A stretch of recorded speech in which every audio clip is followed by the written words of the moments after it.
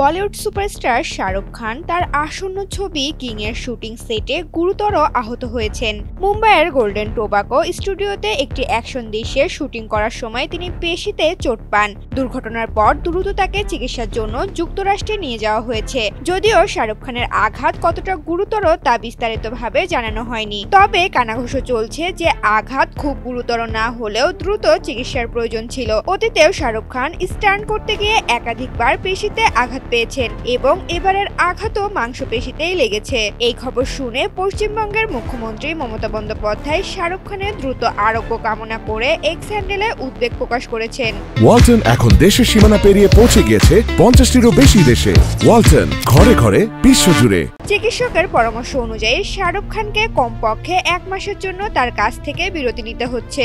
এর ফলে কিং সিনেমার শুটিং সেপ্টেম্বর বা অক্টোবর মাস থেকে শুরু হতে পারে। সম্পূর্ণ সুস্থ হয়ে শাহরুখ শুটিং এ ফিরবেন বলে জানা গেছে। সিদ্ধার্থ আনন্দ পরিচালিত কিং ছবিতে শাহরুখ খানের পাশাপাশি তার মেয়ে সুহানা খানের বড় পর্দায় অভিষেক হতে চলেছে। এই ছবিতে আরো অভিনয় করছেন দীপিকা পাডুকোন, অভিষেক বচ্চন, রানী মুখার্জি, অনিল কাপুর সহ আরো জনপ্রিয় তারকারা।